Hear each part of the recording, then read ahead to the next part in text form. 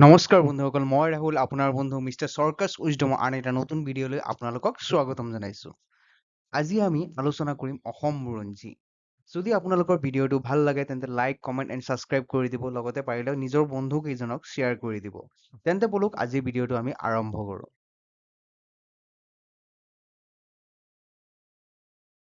বুৰঞ্জী শব্দৰ অৰ্থ কি? ফাৰ্ষ্ট কুৱেশ্যন, বুৰঞ্জী শব্দৰ অৰ্থ কি? ইয়াৰ উত্তৰ হ'ল বুৰঞ্জী শব্দৰ অৰ্থ হ'ল নজনা কথাৰ ভঁৰাল।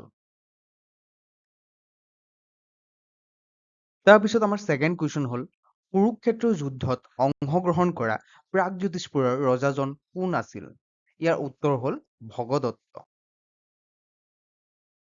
তাৰপিছত আমাৰ থাৰ্ড কুৱেশ্যন হ'ল কামৰূপ ৰাজ্যত বৰ্মন বংশৰ প্ৰতিষ্ঠাতা কোন?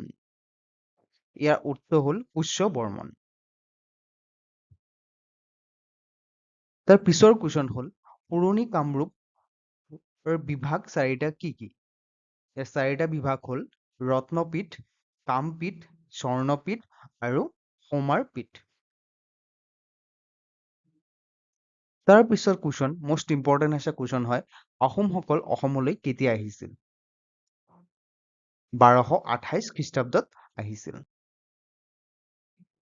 আহোম ৰাজ্যৰ প্ৰতিষ্ঠাতা কৰিছিল কোনে? স্বৰ্গদেউ চাওলুং চুকাফাই।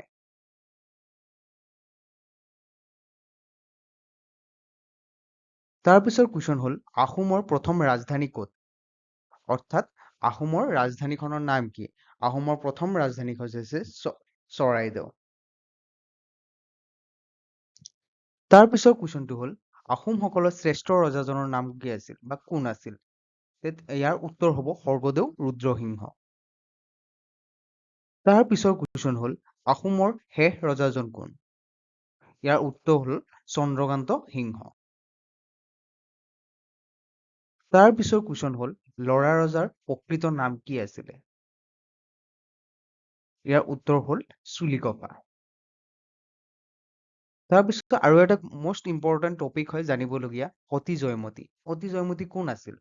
ইয়াৰ উত্তৰ হ'ল সতী জয়মতী অসোম ৰজা গদাধৰ সিংহৰ পত্নী। তেওঁ স্বামীৰ মংগলৰ বাবে জীৱন উচৰ্গা কৰি সতীত্বৰ খ্যাতি অৰ্জন কৰিছিল। তাৰ পিছৰ কুৱেশ্যন হ'ল বৰ্মন বংশৰ শ্ৰেষ্ঠ ৰজাজন কোন আছিল? ইয়াৰ উত্তৰ হ'ল ভাস্কৰ বৰ্মন। তাৰ পিছৰ কুৱেশ্যন হ'ল যোগিনীতন্ত্ৰৰ মতে পুৰণি কামৰূপ ৰাজ্য কেই ভাগত বিভক্ত আছিল? ইয়াৰ শুদ্ধ উত্তৰ হ'ব 4 ভাগত। তাৰ পিছৰ কুৱেশ্যন হ'ল নাগশংকৰ দেৱালয় কোনে সাজিছিল? উত্তৰ হ'ল কামৰূপৰ ৰজা নৰশংকৰে।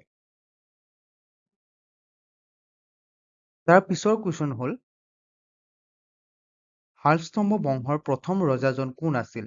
ইয়াৰ উত্তৰ হ'ল শালস্তম্ভ। তাৰ পিছৰ কুৱেশ্যনটো হ'ল শালস্তম্ভই কামৰূপৰ সিংহাসনত